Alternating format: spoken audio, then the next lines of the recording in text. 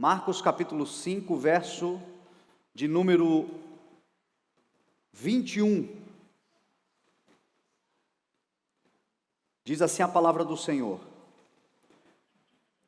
Tendo Jesus voltado de barco para a outra margem, uma grande multidão se reuniu ao seu redor enquanto ele estava à beira do mar. Então chegou ali um dos dirigentes da sinagoga chamado Jairo. Vendo Jesus, prostrou-se aos seus pés e lhe implorou insistentemente: Minha filhinha está morrendo, vem por favor e impõe as mãos sobre ela para que ela seja curada e que viva. Jesus foi com ele. Uma grande multidão o seguia e o comprimia. E estava ali certa mulher que havia 12 anos vinha sofrendo de hemorragia. Ela padecera muito sob o cuidado de vários médicos e gastara tudo o que tinha, mas em vez de melhorar, piorava. Quando ouviu falar de Jesus, chegou por trás dele, no meio da multidão, e tocou em seu manto, porque pensava: se eu tão somente tocar em seu manto, ficarei curada. Imediatamente cessou a sua hemorragia e ela sentiu em seu corpo que estava livre do seu sofrimento. No mesmo instante, Jesus percebeu que dele havia saído o poder, virou-se para a multidão e perguntou: Quem tocou em meu manto? Responderam os seus discípulos: Vês a multidão aglomerada ao seu redor e ainda perguntas: Quem tocou em mim? Mas Jesus continuou olhando ao seu redor para ver quem tinha feito aquilo. Então a mulher, sabendo o que lhe tinha acontecido, aproximou-se, prostrou-se aos seus pés e, tremendo de medo, contou-lhe toda a verdade. Então ele lhe disse: Filha, a sua fé a curou. Vá em paz e fique livre do seu sofrimento. Enquanto Jesus ainda estava falando, chegaram algumas pessoas da casa de Jairo, dirigente da sinagoga, e disseram a ele: Sua filha morreu. Não precisa mais incomodar o mestre. Não fazendo caso do que eles disseram, Jesus disse ao dirigente da sinagoga: Não tenha medo, tão somente creia. E não deixou ninguém segui-lo, senão Pedro, Tiago e João, irmãos de Tiago. Quando chegaram à casa do dirigente da sinagoga, Jesus viu um alvoroço com gente chorando e se lamentando em alta voz. Então, ele lhes disse: Por que todo esse alvoroço e lamento? A criança não está morta, mas dorme. Mas todos começaram a rir de Jesus. Ele, porém, ordenou que eles saíssem, tomou consigo o pai e a mãe da criança e os discípulos que estavam com ele, Pedro, Tiago e João, e entrou onde se encontrava a criança. Tomou-a pela mão e lhe disse: Talita cumi, que significa menina, eu lhe ordeno, levante-se. Imediatamente a menina, que tinha 12 anos de idade, levantou-se e começou a andar. Isso os deixou atônitos, e ele deu ordens expressas para que não dissessem nada a ninguém, e mandou que dessem a ela alguma coisa para comer. Amém? Pai, nós te damos louvor e graça pela tua palavra e te pedimos que o Senhor nos dê uma boa porção nesta noite da tua palavra, do teu amor, da tua misericórdia, da tua instrução para as nossas vidas, que a tua palavra se manifeste em nós como um pão vivo, como algo que vivifica o nosso espírito, que vivifica o nosso coração, que nos dá discernimento, Senhor, para vivermos essa vida para a glória do teu nome, em nome de Jesus. Amém. Amém? Ontem, o friozinho já começou a dar as caras, e aí eu estava no sofá, junto com a Elisa, e a gente, com a coberta, só os olhos para o lado de fora, e me veio na cabeça de colocar ali no Instagram, uma pergunta. Tem uma enquetezinha que a gente faz no Instagram, que a gente dá às pessoas a oportunidade de perguntarem para a gente coisas, e eu coloquei ali, se tem alguma pergunta, pergunte aí, se eu souber eu respondo. E aí, muita gente começou a mandar muitas perguntas curiosas, perguntas engraçadas, perguntas que até raiva dá, né? Às vezes a gente vê o nível de religiosidade, né, que é impregnado no coração das pessoas, mas algumas muito interessantes. E uma das mais interessantes que eu recebi foi a do Pedro, que está lá em cima agora transmitindo o culto, né, pela live. E o Pedro perguntou assim: pastor, como é que a gente faz para ser constante? Como é que a gente faz para que sejamos constantes na vida? no ministério, na vida, na profissão, no relacionamento. Eu creio que talvez hoje as maiores dificuldades que nós enfrentamos, um dos motivos pelos quais nós não conseguimos avançar na velocidade que gostaríamos, não é propriamente a capacidade de ir muito rápido, mas a inconstância. Se você vai devagar, mas vai constantemente, você vai chegar no lugar onde você se propôs a chegar. E nem sempre o fato de você ser muito veloz lhe dá muita vantagem. O importante é ser constante. Eu aprendi isso uma vez, que eu sempre gostei muito de dirigir e até hoje me controlo, o pé é muito pesado, mas já fui muito pior. Mas quando eu era mais jovem, era irresponsável mesmo.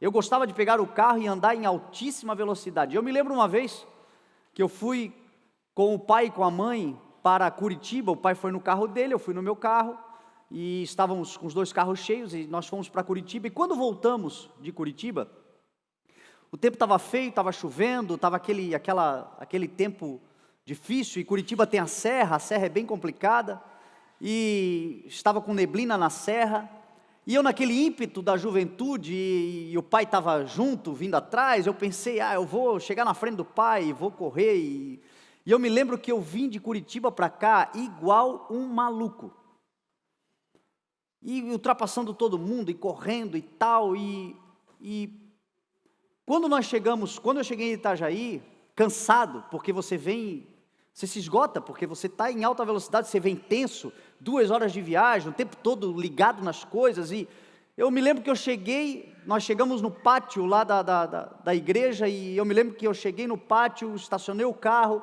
desliguei o carro, abri o porta-malas, foi o tempo de tirar o que estava dentro do porta-malas, não deu 10 minutos, o pai chegou. E o pai não veio igual um louco, o pai não veio em alta velocidade, ele veio constantemente, e todo o esforço que eu realizei naquele dia foi para ganhar 10 minutos de viagem. E se você fizer o cálculo de uma viagem de 200 quilômetros, vindo de Curitiba para cá, 10 minutos de diferença na viagem, meu irmão, é muita velocidade que você tem que imprimir para ganhar esses 10 minutos. Então eu arrisquei as pessoas que estavam comigo, eu coloquei em risco terceiros, eu me cansei, cheguei irritado para ganhar 10 minutos de vantagem. Enquanto o pai veio com a mãe e com os amigos, constantemente chegaram rindo, se divertindo, seguros. Então, às vezes, não vale a pena você sair igual um maluco, igual uma maluca, em alta velocidade para fazer as coisas, para ganhar, no final das contas, pouco tempo que você não consegue nem desfrutar dele. O importante é ser constante. O que a palavra do Senhor nos ensina é nós sermos constantes.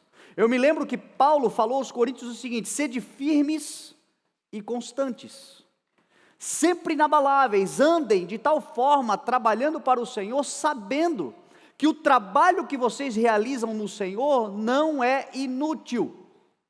A questão não é ser veloz, a questão é ser constante. Na velocidade, segura para você, mas constante. Na velocidade, segura para os outros, mas constante. O problema nosso é isso, é inconstância, é o que nós chamamos de instabilidade, é o que nós chamamos de incredulidade, é o que Tiago, ensinando sobre pedir sabedoria, ele dá um ensinamento, ele fala: aquele que tem sabedoria, peça, que Deus dá livremente, peça porém sem duvidar, porque aquele que duvida é semelhante à onda do mar, que é levada para todo lado. Não pense que tal pessoa que duvida receberá alguma coisa que pediu, porque ela é instável, inconstante em tudo o que faz. Tiago está falando propriamente do pedido à sabedoria, mas isso serve para todas as coisas. A inconstância é sinônimo de incredulidade. A inconstância é sinônimo de indecisão. E aí a resposta que eu dei para o Pedro ali no Stories foi: uma forma de ser constante é tomar decisão. Uma maneira de você ser constante é você ser decidido, é você tomar uma decisão de vida, tomar uma decisão de ser um melhor pai, tomar uma decisão de ser um melhor marido, tomar uma decisão de ser um melhor patrão, um melhor funcionário, uma melhor pessoa. Isto é uma decisão, e decisão é pessoal, é intransferível, é particular. Decisão não provém de uma mágica, de uma fórmula ou de desculpas, você simplesmente decide fazer. Quando nós decidimos por alguma coisa, nós de fato fazemos aquilo. Você pode analisar isso na sua vida. Todas as vezes às vezes as pessoas dizem, pastor, eu decidi, mas eu não consigo. Com toda a sensibilidade, eu digo para você que se você ainda não está conseguindo, é porque ainda existe algum nível de incredulidade. A decisão não é total. Porque quando a gente se propõe mesmo a fazer alguma coisa, meu irmão, nós somos imparáveis. Quando nós nos propomos a realizar algo, quando é uma decisão de coração, no espírito, algo que nós determinamos no nosso coração, nós vamos adiante. E nós vamos adiante ainda com um benefício, que é a bondade, a graça, a força do Senhor sobre a nossa vida. Decisão tem a ver com fé. Quando eu tenho fé em algo, meu irmão, quando eu acredito em alguma coisa, quando eu creio na promessa do Senhor, quando eu creio na palavra do Senhor, quando eu creio numa mensagem que eu ouvi da parte de alguém, quando eu creio em algo que eu li, quando eu coloco quando eu coloco a minha esperança, a minha expectativa baseada, sustentada na fé no Senhor, isto me dá capacidade de decidir. E essa decisão me dá força, e nesta força eu avanço, e avançando eu vou conquistar. E vou ser constante. Vou ser firme e vou ser constante. A partir do momento que quando a gente decide, a partir de hoje, o Senhor, eu vou dedicar a minha vida ao propósito de Deus para a minha vida, eu vou me dedicar ao propósito de Deus para a minha vida. No meio do caminho você terá dias, muitas vezes de tristeza, você terá dias, muitas vezes de aflições, mas dúvidas nunca mais, porque você decidiu. Quando nós decidimos, meu irmão, a dúvida, ela acaba. É por isso que nós vemos pessoas, na palavra de Deus e na história, que uma vez que se decidiram por Cristo, elas falharam como nós falhamos, elas tiveram dificuldades como nós temos, elas tiveram oposição, sofreram oposição como nós sofremos, mas elas tinham uma coisa em comum, essas pessoas que alcançaram, elas haviam se decidido. A decisão é poderosa, meu irmão. Quando nós tomamos uma decisão, isto é poderoso, e decisão vem de fé. E quando nós decidimos, nós nos tornamos então aquilo que a Bíblia Sagrada chama de perseverantes. Jesus falou, aquele que perseverar até o fim, será salvo.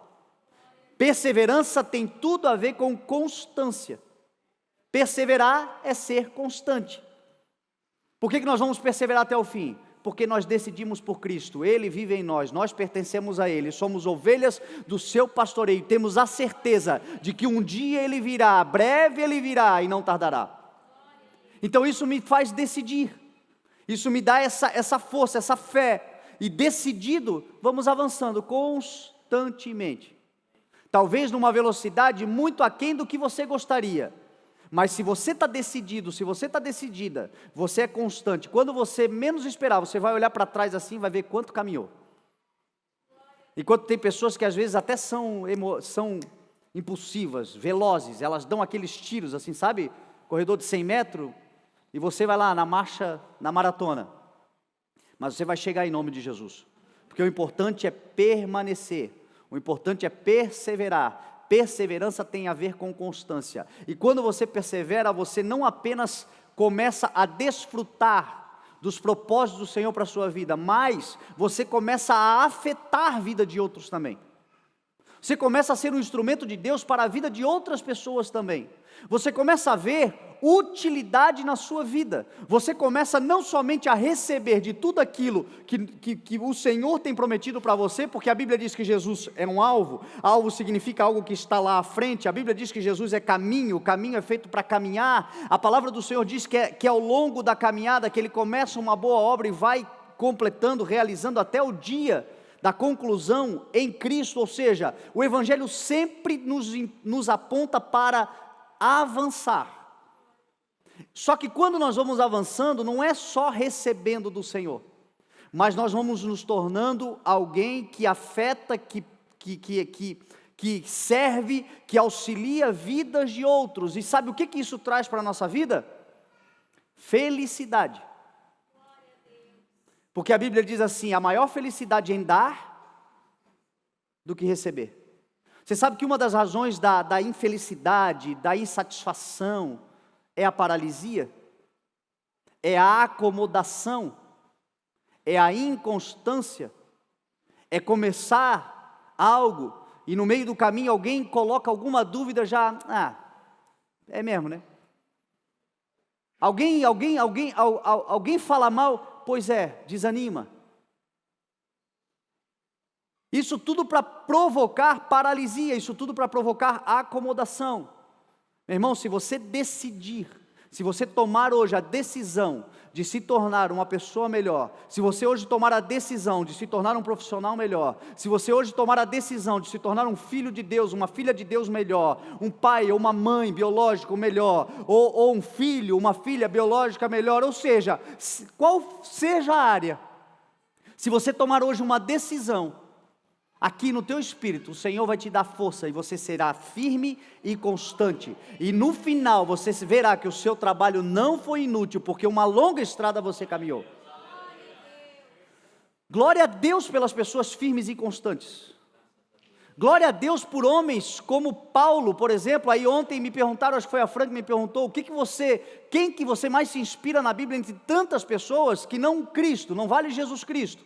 Eu pensei, alguém que imitou Jesus então. Se não vale Jesus, tem que ser alguém que imitou ele. Paulo era um homem que ele foi firme e foi constante. E a vida de Paulo foi uma vida relevante todos os dias da sua vida.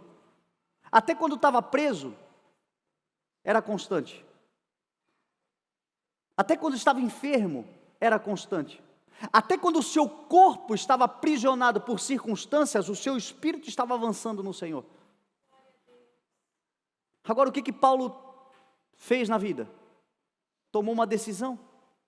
Qual foi a decisão? Já não vivo mais eu. A vida que agora eu vivo pela fé, naquele que me amou e se entregou por mim. Fui crucificado com Cristo e acabou, eu tomei essa decisão. Algumas vezes ele foi por conta, outras vezes ele foi levado sem ter vontade, mas a verdade é que se você pegar a vida de Paulo, você vai ver que Paulo, do início da sua carreira, em Atos 9, até o final da sua carreira, quando ele fala lá em Timóteo, na segunda carta ao Timóteo, quando ele diz, combati o bom combate, acabei a carreira e guardei a fé, você vai ver um homem relevante todos os dias da sua vida, focado, decidido, avançando e concluindo. Assim será a vida de todo aquele que entrega-se ao Senhor Jesus Cristo, uma vida de foco, uma vida de determinação e uma vida onde as coisas que nós começaremos serão concluídas para a glória do nome do Senhor, que é glorificado sim quando nós realizamos alguma coisa plenamente. Mas meu irmão, sai fora da dúvida. Creia de uma vez por todas que você tem uma promessa, que você tem uma palavra, que você tem o Senhor. Creia de uma vez por todas que você foi um eleito, uma eleita no Senhor, escolhido pelo Senhor. Creia de uma vez por todas que o Senhor é com você. Creia de uma vez por todas que Jesus Cristo é Emanuel, e Emanuel significa Deus conosco. Firmes e constantes, avançando todos os dias, talvez na velocidade menor do que gostaríamos, mas dando todos os dias um passo. Você foi chamado para todos os dias avançar um passo, avançar na caminhada, avançar na trajetória, avançar na vida, uma obra, combater o bom combate, correr a carreira, correr a carreira, correr a carreira, andando. Paulo certa vez comparou o evangelho, a vida ministerial, a vida de um cristão, a um corredor que corre, que se prepare, mas aqueles que correm no Senhor, correm como quem tem alvo e não como quem não tem alvo, decididos, determinados. Eu já falei várias vezes, eu sempre gosto de me lembrar de Gabrielle Anderson, que é aquela corredora que em 1986, se eu não me engano, entrou pelo estádio na maratona das Olimpíadas, andando, cambaleando, e todos queriam que ela paralisasse, que ela parasse, e todos estavam preocupados. Ela era a última colocada, e ela quase que não chegou, mas a história e as filmagens mostram que ela chegou. Parece que ligou um piloto automático, e chegou por quê? Porque ela decidiu chegar. Talvez você não faça ideia do poder que há na decisão. A decisão, meu irmão, pode transformar a tua vida. A decisão é tão poderosa, que o próprio Senhor disse assim: aquilo que vocês concordarem acerca de qualquer coisa na terra, será concordado pelo meu Pai que está nos céus.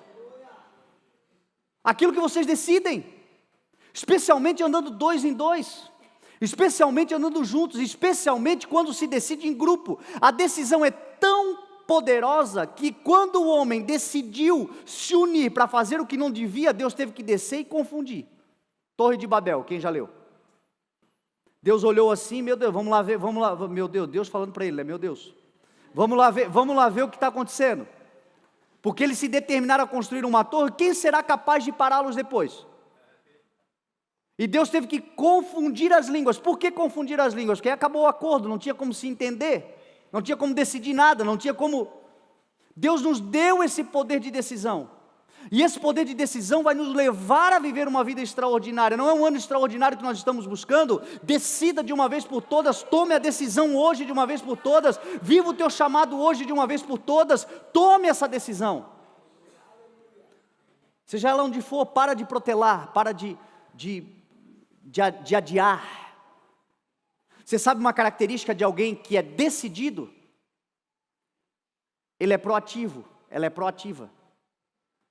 E proatividade é fundamental para vencer os desafios que a vida vai oferecer e alcançar as promessas que o Senhor tem para você.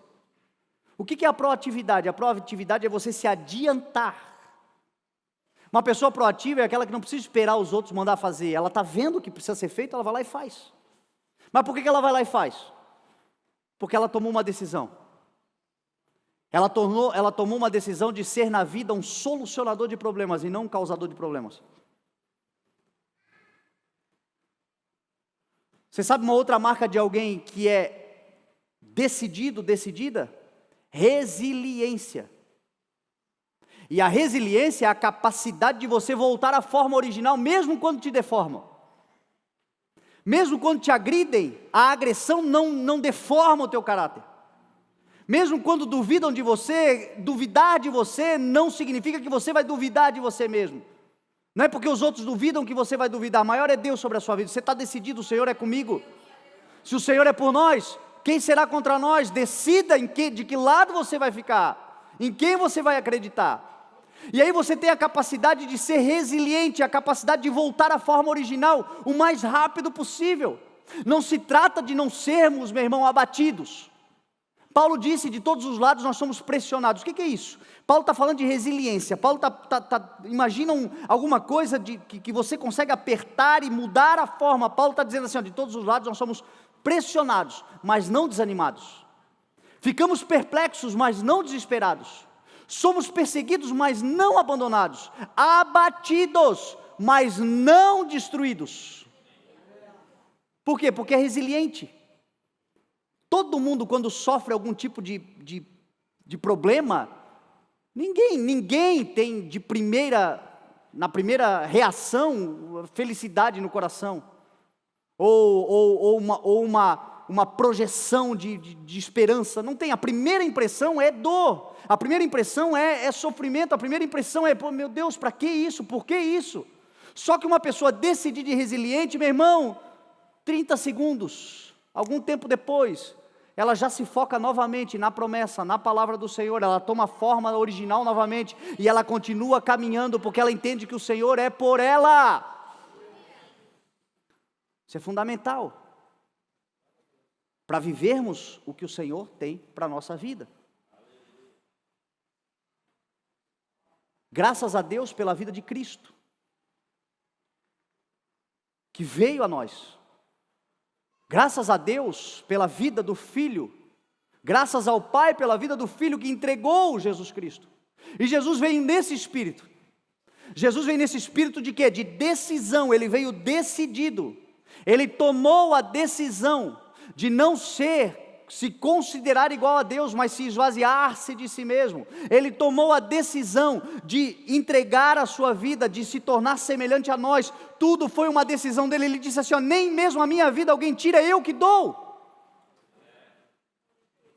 É uma decisão. E por causa da decisão dele, ele afetou a nossa vida. Por causa da resiliência dele, ele mudou a nossa história. Por causa da atitude de proatividade dele, de se entregar, de adiantar-se e de realizar a obra do Pai na sua vida, ele mudou a história entre antes e depois dele. E o Espírito Santo que lhe capacitou para fazer tudo isto, não sei se você sabe, mas está aí dentro, morando, aí. Você é casa do mesmo Espírito que promoveu em Cristo tudo o que Ele fez. É pelo Espírito que nós fazemos. É pelo Espírito que nós realizamos, é pelo Espírito que nós podemos, é pelo Espírito que nós conquistamos, é pelo Espírito que nós permaneceremos. Ele habita em nós. O problema é que sem fé é impossível. O contrário de fé é a dúvida. O contrário da fé é a incredulidade. O contrário da fé é a indecisão. Agora, com fé, tudo é possível àqueles que creem. Tenha fé, meu irmão. Tenha fé, minha irmã. Tua casa não vai cair não, em nome de Jesus. Você está na rocha. Ah, mas é que o pastor não está vendo a chuva, a tempestade, a tribulação, o vento contrário, as desavenças, as perseguições. É porque você não conhece. Eu conheço a palavra, e a palavra diz que tudo isso vem, mas a casa não cai, porque a tua casa está fundamentada na rocha, e você crê absolutamente nisso. O maior é Jesus Cristo sobre a sua vida. Eu compreendo, eu não quero aqui diminuir ou tirar a intensidade da sua dor. Só você e Deus conhecem a sua dor. Mas, se você está em Cristo, meu irmão, a Bíblia diz que para onde Ele está te levando, não haverá mais dor. Para onde Ele está te levando, as lágrimas dos seus olhos serão enxugadas.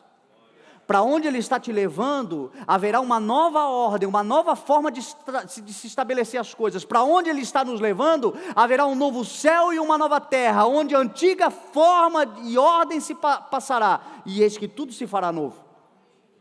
E nós tomamos essa decisão de andar com Ele, meu irmão, e nós vamos com Ele. E nós estamos guardados nele, nós estamos protegidos por Ele, e por isso nós vamos continuar constantes, por causa da força dEle em nós. A fé é esse escudo. A fé é aquilo que Paulo disse, é esse escudo que protege, que nos impede de ser inflamado, contaminado, envenenado, por toda incredulidade, por toda dúvida. Satanás, para nos parar, ele coloca dúvida. Ele não tem poder de te paralisar. O poder dele está em fazer você ficar com dúvida. Foi isso mesmo que o Senhor disse? Não tocarás no fruto? Não, o Senhor disse que nós não podemos comer nem tocar, porque senão nós morreremos. Certamente que não morrerão. É porque o Senhor sabe, o Deus sabe que do dia que vocês comerem da árvore, do fruto da árvore, certamente vocês serão semelhantes a Ele. O que Ele colocou? Dúvida. O que Ele faz hoje com você? Coloca dúvida. Teu casamento é para ser uma bênção. O que Ele faz? Será que vale a pena mesmo eu estar casado com esse miserável, com esse infeliz? Coloca a dúvida. Os teus filhos é para serem como flechas lançadas por você para alcançar o alvo. A Bíblia diz que feliz é aquele que tem o arco, a aljava cheia deles. Você tem um, tem dois, viria ter uns 13 para ficar bom, 14. A Bíblia diz que é bênção e você fica pensando, meu Deus, eu perdi a minha juventude, para que eu fui gerar essas coisinhas? Você trabalhou, você orou, você jejuou, você buscou o Senhor por uma porta de emprego que deveria se abrir, a porta abriu, você testemunhou na igreja e agora você está dizendo, será mesmo que era de Deus esse negócio? Porque lá na frente, ali logo adiante, alguém colocou dúvida. Eu falei aqui, meu irmão, no domingo de ceia, o Senhor me deu essa palavra quando nós estávamos ministrando, dizendo que o Senhor, quando se apresenta, Ele não coloca dúvidas, Ele reforça convicções. Quem coloca dúvida no nosso coração, quem nos faz ficar duvidosos, porque a dúvida paralisa. Quando você duvida na hora, é inconsciente. Se você duvidar na hora, você para. Quem faz isso? Capiroto. Para parar você. Para você perder tempo. Para você deixar de ser constante. Para você desanimar. E na pior das hipóteses, retroceder, que aí lascou tudo. Porque tem muita gente que está parada. E o Senhor está dizendo, levanta, anda, vamos embora, vamos para frente. Estou aqui com você. Mas agora o retroceder desagrada ao Senhor. O retroceder que é o problema. Hebreus vai dizer assim, que nós não somos daqueles que retrocedem e são destruídos. Retrocesso é destruição, retrocesso é caminhar para um lugar de onde o Senhor já te tirou, retrocesso é voltar lá para aquela lama que o Senhor já te lavou, a graça já te sustentou, o Senhor já te arrancou dali, te instruiu para ir adiante. Retroceder é voltar a viver aquela vida que você clamou para se livrar dela. E por que retrocede? Porque duvida. Retrocede porque relativiza. O Senhor está dizendo para você, creia, a mesma palavra que eu te dei lá atrás, você está sendo sustentada por ela, é a palavra que eu te dei lá atrás, que vai te sustentar, para você alcançar o que eu te prometi lá atrás, tão somente viva pela palavra. Lembra da mensagem de domingo, quando Satanás chegou para Jesus e falou assim, você está com fome, você está com necessidade, você está com dúvidas, você está com medos, então pega essas pedras e manda transforme-as em pães. Jesus disse assim, nem só de pão viverá o homem, mas de toda a palavra que procede da boca de Deus. Nós vivemos pela palavra. Se você tem uma palavra, não duvida mais dela, porque é a palavra que vai se cumprir na sua vida, é a palavra que o Senhor tem compromisso com ela, é a palavra de Deus que uma vez que é lançada não volta vazia. Creia tão somente na palavra e tudo é possível aquele que crê na palavra. Não duvida, meu irmão, não faça mais isso. Porque o Senhor disse que ia me levar a nações, ia pregar o Evangelho, eu já estou aí 5, 10 anos, e parece que todo mundo vai e eu não vou. Você tem uma palavra, não duvida da palavra, continue caminhando firme e constante, continue todos os dias se preparando, continue todos os dias se habilitando, continua todos os dias acrescentando alguma coisa em você, continua todos os dias fazendo o que a palavra de Deus manda fazer, preparar-se em tempo e fora de tempo, estar com a palavra bem manuseada sobre as mãos, e a qualquer momento, um de repente de Deus acontece. E Ele muda a tua história. Na profissão é a mesma coisa. Mantenha-se atualizado, mantenha-se preparado, mantenha-se. Eu estava vendo essa semana uma matéria, uma reportagem na televisão. Fizeram lá em São Paulo um daqueles multirões para empregar pessoas. E uma multidão. E milhares de empregos. E 80% dos empregos disponíveis não foram liberados, por causa da incapacidade das pessoas. Porque as pessoas querem o emprego, porque as pessoas estão buscando o emprego, mas elas não investem em si. E o empregador muitas vezes prefere não ter o empregado do que se incomodar com o incompetente. Quem emprega aqui sabe como é difícil você achar um profissional competente. Por outro lado, quando você acha, meu irmão, tem que ser um patrão muito ruim para perder. Todo o empregador favorece. Todo empregador sensato valoriza o bom empregado, porque a escassez é enorme. O problema, meu irmão, é a falta de capacidade, é a falta de qualificação profissional. Então nós estamos vivendo um tempo no Brasil aí de 14 milhões de desempregados, de fato é uma tragédia o que está acontecendo. Mas não pense que 100% disso é falta de emprego, não é. Uma grande parte, assustadora parte do desemprego no país tem a ver com a falta de qualificação profissional. Por que as pessoas não se qualificam? Porque elas duvidam de si. É só por isso. Porque elas não se encontram, não se acham, duvidam, não sabem se vão para a esquerda, se vão para a direita, se fazem isso, se fazem aquilo, se escolhem por uma faculdade ou por um curso técnico, se vão para a área de humanas ou se vão para a área de exatas, elas não sabem, elas vivem na dúvida, e na dúvida fica tudo parado.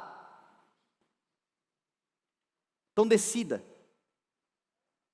Coloque as opções em cima da mesa, tome uma decisão hoje, meu irmão, e o Senhor vai com você, concorde, ligue, ore ao Senhor, e o Senhor vai com você. Sede firmes e constantes, sabendo que o trabalho que você vai realizar no Senhor, no final das contas, não será inútil. Pelo contrário, o Senhor vai dizer assim, ó, servo bom e fiel. Completou, multiplicou, realizou os dons que eu entreguei na sua mão, fez, produziu. Não é o que Jesus ensina nas parábolas dos talentos? A um dá 5, a um dá 2, a outro dá 1, e diz a Bíblia que ele dá conforme a capacidade. Meu irmão, capacitação é uma coisa pessoal. Investimento pessoal particular, para quê? Para estar preparado, porque a qualquer momento algo extraordinário do Senhor pode acontecer. O que mudou a vida de José? O que mudou a vida de José foi ele interpretar o sonho de Faraó. O que José era? Alguém que sabia interpretar sonhos. Desde quando? Desde jovem. E o que ele fez ao longo da caminhada? Mesmo com tudo contrário a ele, afiou a espada. A sua vida, você vai ver que todas as vezes que ele teve a oportunidade de interpretar sonhos, ele interpretou sonhos. Era o que ele sabia fazer.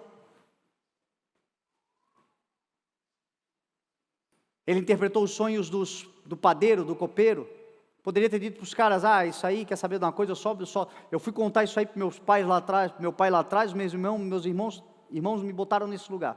Quer saber de uma coisa, eu vou abrir mão de interpretar sonho, que cada vez que eu interpreto sonho é confusão para a minha vida.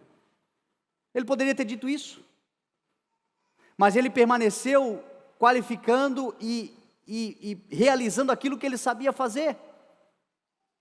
Deu errado uma vez, deu errado 2 vezes, esqueceram ele 2 anos numa cadeia, tudo por causa de interpretações, mas um dia alguém que podia mudar a história da vida dele precisou do trabalho que ele oferecia, e a sua vida nunca mais foi a mesma. O que o Senhor colocou na sua vida, meu irmão? Pastor, eu estou aí esse tempão trabalhando com isso, mas esse negócio não vai. Se você não tiver dúvida quanto ao talento que o Senhor colocou nas suas mãos, meu irmão, um dia isso vai multiplicar e o nome do Senhor vai ser exaltado. Você pode buscar histórias de grandes homens e mulheres aí da vida que realizaram grandes coisas, você vai ver como marca da vida deles. Uma decisão tomada, uma perseverança, e entre tantas falências, uma vitória que mudou a sua história. Tantas coisas erradas que deram, mas eles focados, eles determinados, eles decididos, porque eles acreditaram naquilo que eles carregavam. Você carrega o Espírito Santo de Deus, o Deus poderoso capaz de te levar a lugares extraordinários, que te dá força para criar, que te dá força para vencer, que te dá força para avançar, que te dará sabedoria para realizar. O Deus que está com você o tempo todo, por todo o tempo, até a consumação dos séculos, e eu estarei com vocês por todos os dias, Jesus Cristo falou. Então não duvida. Amanhã, quando você se levantar para trabalhar ou para ir buscar um trabalho, saiba que Cristo vai com você, não duvida disso. Não duvida disso, porque quando você duvida, você para. Quando você duvida, você entristece o Espírito Santo. Deus é com você, deu errado, Deus é comigo, deu certo, Deus é comigo, está meio paralisado, Deus é comigo, Deus sabe de todas as coisas. Como é que você sabe? Porque a palavra do Senhor assim diz. E o que você espera? O que você acredita? Eu acredito que todas as coisas estão cooperando para o bem daqueles que amam a Deus. Em algum momento a porta vai se abrir e o nome do Senhor será exaltado. Acredita, meu irmão, enche o teu coração de fé, porque isso vai determinar todas as coisas. É o grande mérito, se é que a gente tem algum mérito, porque até a fé que nós temos, é o Senhor que nos dá, só que fé tem que ser exercitada. O que a Bíblia diz? Paulo falou assim, cada um viva de acordo com a fé que lhe foi dada.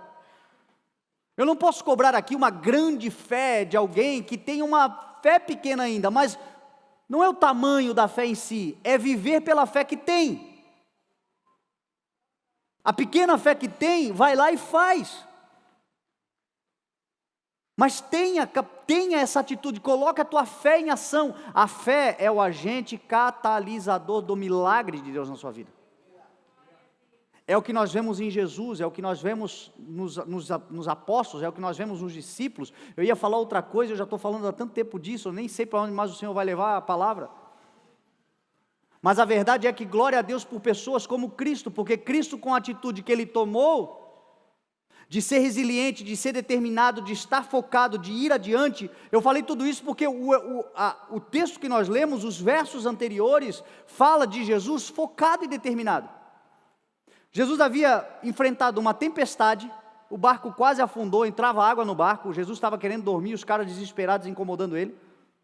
Por que Jesus estava dormindo no meio de uma tempestade? Você já parou para pensar nisso? Por que ele descansou no meio de uma tempestade? Porque ele era determinado, ele sabia qual era a sua hora e que aquela ali não era a sua hora. Ele sabia que Deus estava com ele, ele sabia que o poder do Espírito estava com ele, ele sabia que por mais que os ventos contrários estivessem batendo, ele tinha que chegar lá em Gadara. Porque ele determinou no seu coração, eu vou chegar a Gadara, mas a chuva, a tempestade, não, mas o Deus está comigo, eu sei que eu preciso chegar em Gadara. Onde é que você precisa chegar? Onde é que você precisa ir? Aonde que você planejou no teu coração chegar? No meio do caminho, como é que está o caminho? Você vai ficar duvidando porque o caminho não é o que você esperava?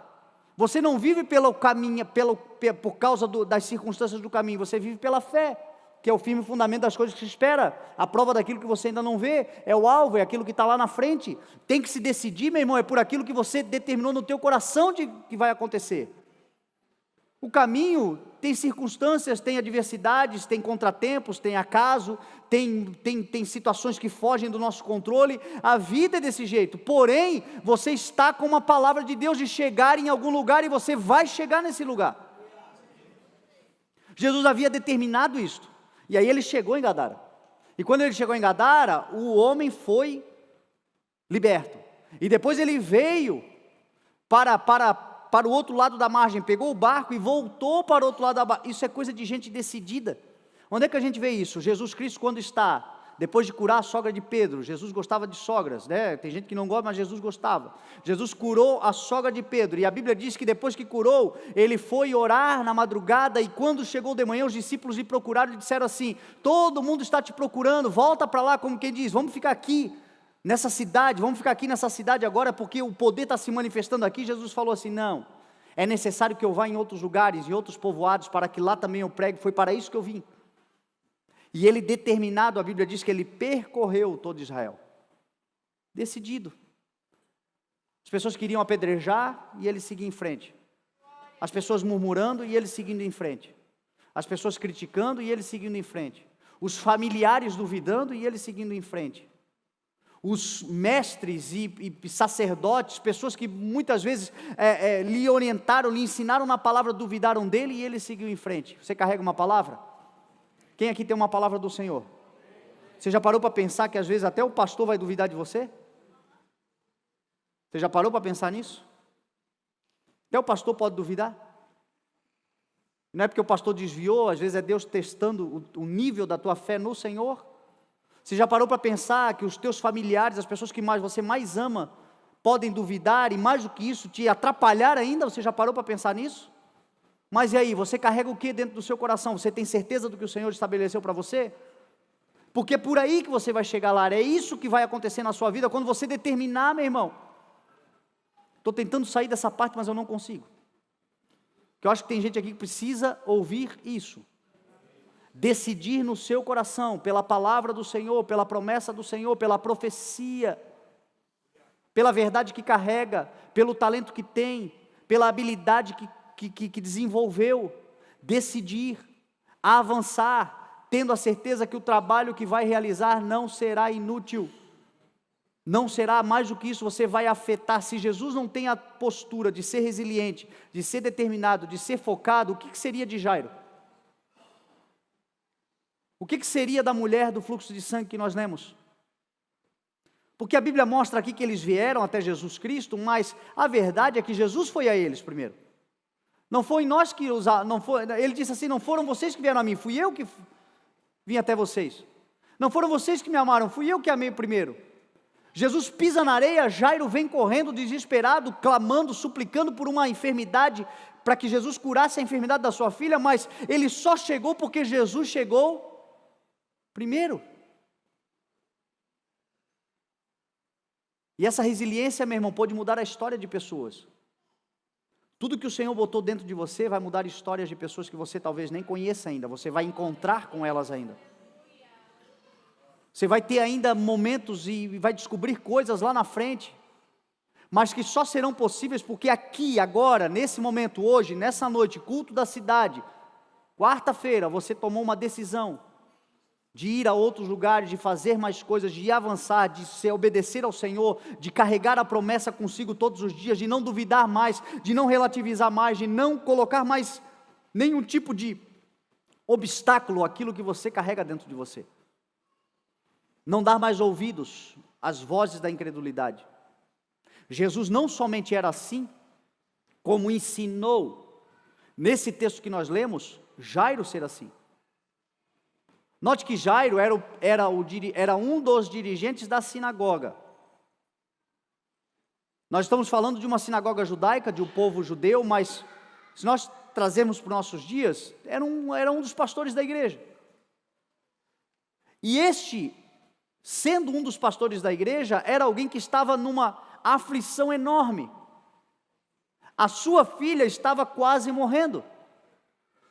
Jairo era um homem que era conhecido na cidade, era respeitado na cidade, era piedoso na cidade, tinha uma vida era um referencial na cidade, mas nem mesmo Jairo estava livre de atravessar uma tribulação particular e pessoal.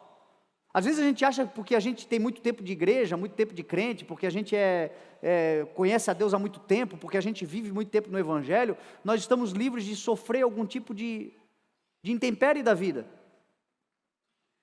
Jairo sofreu isso, sabe o que Jairo me mostra? Jairo me mostra um homem que não deixou o seu coração ser endurecido pelo tempo de caminhada que ele tinha com o Senhor. Jairo era um homem que a sua caminhada não lhe tirou a sensibilidade. A Bíblia diz que quando Jesus chega, ele é o primeiro a se prostrar, ele se dobra, ele suplica e ele clama. Esse é um mal que muitas vezes acontece conosco. Às vezes a palavra de Deus fala conosco, às vezes nós temos uma dificuldade pessoal, particular, mas pelo tempo que nós temos de caminhada, nós perdemos essa capacidade de nos entregar ao Senhor. Às vezes a palavra fala conosco, chega na hora da oração, a gente pensa assim, meu Deus, eu tenho tanto tempo de igreja, né? Se eu for lá na frente, o que o pastor vai pensar? Os novos vêm, se jogam e buscam, e os velhos ficam assim pensando, não, eu vou ficar aqui assim, porque está tudo certo. Na verdade, não é que você tem que vir para frente para receber, mas a verdade é que o teu coração está enrijecido, está endurecido, você está perdendo a sensibilidade de quando o Senhor fala, nós nos prostramos. Quando o Senhor fala conosco, nós nos quebramos. Quando o Senhor fala conosco, nós nos dobramos. É por isso que Davi é um homem segundo o coração de Deus, porque ele era rei, soberano sobre Israel. coroa na cabeça. E o Natanzinho, quando enfiou o dedo na cara dele, dizendo, tu pecou, ele se prostrou na hora, ele não pensou em coroa, ele não pensou em trono, ele não pensou em credibilidade, ele não pensou na imagem pessoal, ele não pensou no marqueteiro que ia dizer, ele se dobrou, se prostrou e disse, pequei contra Deus. E essa sensibilidade, meu irmão, é fundamental, porque com o passar dos anos, muitas vezes nós vamos perdendo. Mas aí você diz, é porque Jairo estava com a filha quase morrendo. Eu já vi gente passando tragédias particulares, semelhantes a de Jairo, mas que não se quebram, não se quebrantam, porque tem tanto tempo que já enrijeceram. A Bíblia diz que Jairo se quebrantou, e Jesus foi com ele, sabe por quê? Porque ele não rejeita um coração contrito e quebrantado. Não sei quanto tempo você tem de igreja, de evangelho, de reino de Deus, de conhecimento da palavra, de sabedoria, de teologia, seja lá do que for. Eu sei que o que move o coração de Deus à nossa direção é o quebrantamento. É o quebrar o coração e dizer, Senhor, eu estou precisando, a coisa não está boa para mim. Eu estou esperando algo do Senhor. A Bíblia diz que ele pediu insistentemente. O que o Senhor diz? Peça, bata, busque. E a Bíblia diz que Cristo vai com Jairo. E no meio do caminho, uma mulher encontra-se com Jesus. Uma mulher que ela está há 12 anos sofrendo, que ela está há 12 anos carregando uma hemorragia, há 12 anos padecendo, gastando tudo o que tinha, gastando todos os seus recursos, e a Bíblia diz que ela, ao invés de melhorar, ela piorava. Mas diz o texto que ela ouviu falar de Jesus, e quando ela ouviu falar de Jesus, ela pensou consigo, se eu tão somente tocar, eu serei curada. Aqui está uma mulher que não tinha antes vida com Deus, uma mulher que não conhecia Cristo, uma mulher que não tinha experiência que Jairo tinha, uma mulher que não tinha a bagagem, o conhecimento da palavra que Jairo tinha, mas ela ouviu falar de Jesus, e quando ela ouviu falar de Jesus, ela creu. Ela confiou. Sabe o que eu dou glórias a Deus, meu irmão? Pela vida daqueles que falam de Jesus. A Bíblia não diz quem foi que falou de Jesus para essa mulher. A Bíblia não cita quem era a pessoa. A Bíblia não dá status à pessoa, mas eu tenho certeza que essa pessoa tem um galardão enorme nos céus. Porque sabe a quem fala, sabe a quem proclama, sabe a quem anuncia. Quantas pessoas nós conhecemos? Quantas pessoas que hoje estão congregando conosco na igreja? Pessoas que talvez eu nem conheço, pessoas que talvez eu nem vi ainda, pessoas que talvez eu passei e não cumprimentei. Pessoas que a gente não tem contato nenhum, mas estão falando de Jesus, estão trazendo outros para a igreja, e essas pessoas estão sendo libertas e saradas. De quem é o galardão? É teu, meu irmão. É teu, minha irmã. Você que não se cala, eu só consigo me lembrar de Paulo falando aos romanos, todo aquele que invocar o nome do Senhor será salvo. Mas como? Como? Invocarão aqueles que não creram, e como crerão naqueles de que não ouviram falar, e como ouvirão se não houver quem pregue? Aquela mulher ouviu falar de Jesus, e ela tão somente pensou, se eu tocar, eu serei curada, e ela tocou em Cristo, e a Bíblia diz que instantaneamente ela foi curada, e a Bíblia diz que Jesus fica incomodado, não com raiva, mas ele quer saber quem tocou nele, e ele começa a procurar de todos os lados, e ele pergunta quem me tocou, e ele parou tudo, e ele ficou procurando quem tocou nele, e os discípulos disseram, no meio dessa multidão, como é que tu perguntas quem te tocou, está todo mundo te tocando, mas ele diz o seguinte, não, eu sei que alguém me tocou, e de mim saiu virtude, e ele queria saber quem havia lhe tocado. Aquela mulher, quando viu que não tinha para onde correr, sem entender o que Jesus estava querendo com aquilo, ela cheia de temor e tremor, ela chegou diante dele e contou toda a verdade. Sabe qual foi a resposta de Jesus para ela? Filha, a tua fé te curou. Você sabe por que Jesus parou tudo que parou? Sabe por que ele ficou tão incomodado querendo saber quem era a pessoa? Porque ele queria chamar a pessoa de filha. Porque ela entendeu o que Jairo não entendeu. Jesus não chama Jairo de filho, mas chama aquela mulher de filha. Sabe por quê? Porque aquela mulher, ela foi e tomou posse daquilo que era dela de direito. Aquela mulher, ela foi e pegou, ela ela extraiu do Senhor aquilo que lhe era de direito. Aquela mulher entendeu antes de Jairo e antes de todos os outros, que filho é herdeiro, que filho tem acesso, que filho tem direito, que filha pode, que filha se achega, e que o pai doa, e que o pai quer oferecer, e que o pai quer servir. Por isso, meu irmão, nesta noite, talvez é isso que você precisa aprender também: tenha total liberdade e acesso ao Pai, a porta da bênção do Senhor, a porta do milagre, a porta da provisão, a porta do poder de Deus, tudo isso está aberto e liberado na cruz do Calvário. Jesus liberou isto para nós. Então porte-se como filho e como filha que chega e pega aquilo que é necessário. Tem muita gente que está na igreja, serve ao Senhor, é filho de Deus, mas se porta como um escravo, como um filho pródigo, como aquele que chega diante do Senhor como se não tivesse acesso ao Pai. Nós não estamos falando de um filho rebelde, de um filho que não respeita, de um filho que chega e diz ao pai: tem que me dar porque é meu de direito. Não, nós estamos falando de filhos que têm liberdade de chegar diante do pai e pegar aquilo que é necessário. Aquela mulher precisava de uma cura e ela disse: se eu tão somente tocar, eu sei que eu serei curada. O Senhor se move hoje, nessa noite, nesse lugar. Se você tão somente estender a tua mão e tocar e pegar aquilo que você precisa nessa noite, o Senhor liberará sobre a sua vida, e te chama de filho, e te chama de filha, porque a Bíblia diz que Ele é abençoador daqueles que o buscam. Nós estamos falando de decisão, nós estamos falando de fé, nós estamos falando de você tomar uma postura hoje e de se reconhecer como um filho de Deus. Sem fé é impossível agradar a Deus, porque aqueles que de Deus se aproximam precisam crer que Ele existe e que Ele é abençoador. É você entender que um ambiente espiritual está formado nesse lugar, de que uma atmosfera de poder do Senhor está formada nesse lugar, e talvez você precise de um milagre na sua vida, na sua família, talvez você precise de algo na sua saúde, talvez você precisa de algo do Senhor para te dar uma estratégia, talvez você precisa de uma sabedoria para mudar o relacionamento na sua casa. Eu não sei o que você precisa, eu sei que se você tão somente tocar, lhe será dado. Esse toque é uma decisão.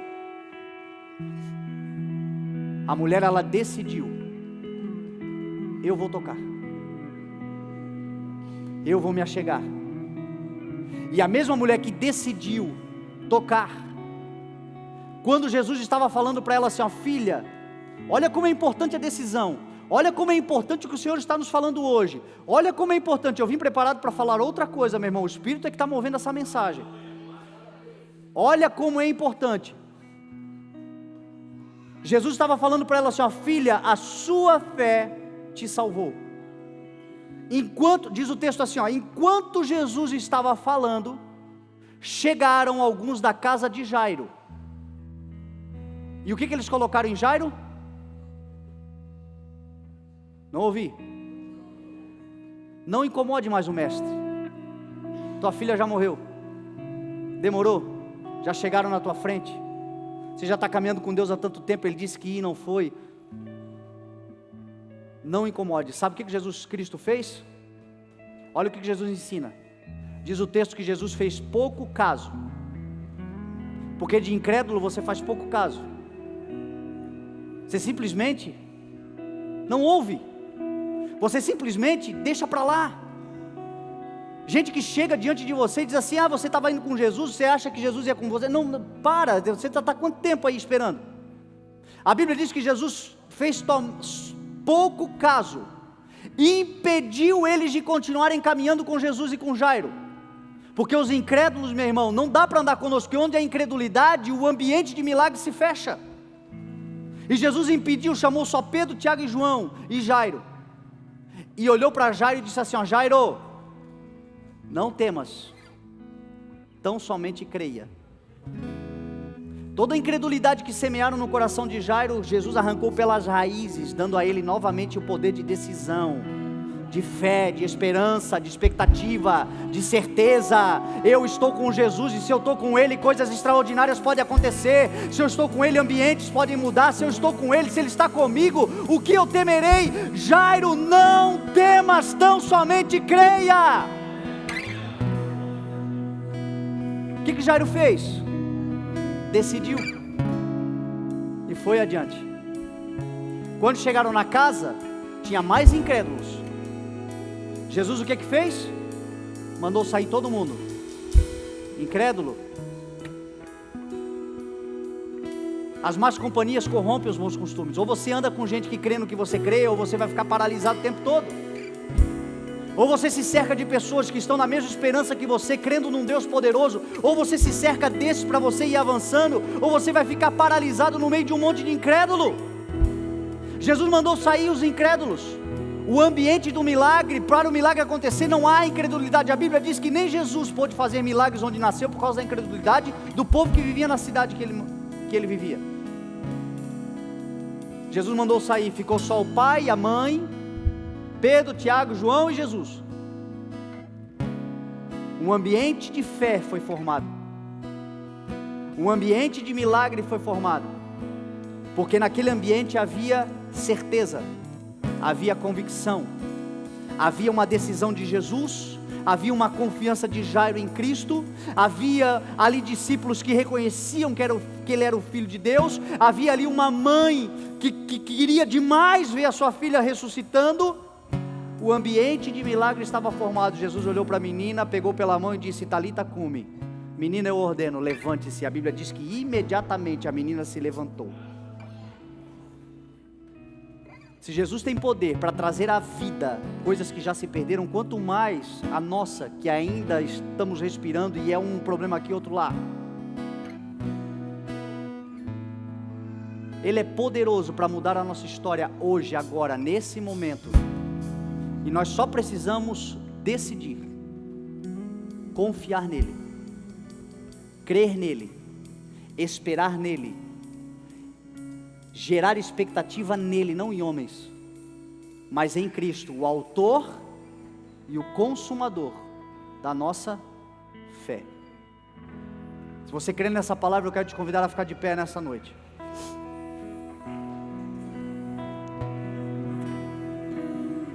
Eu quero te convidar a nós fazermos uma oração enquanto nós adoramos ao Senhor. O Ministério Aleluia vai tocar, vai adorar, vai engrandecer o nome do Senhor. E se você está nesta noite aqui,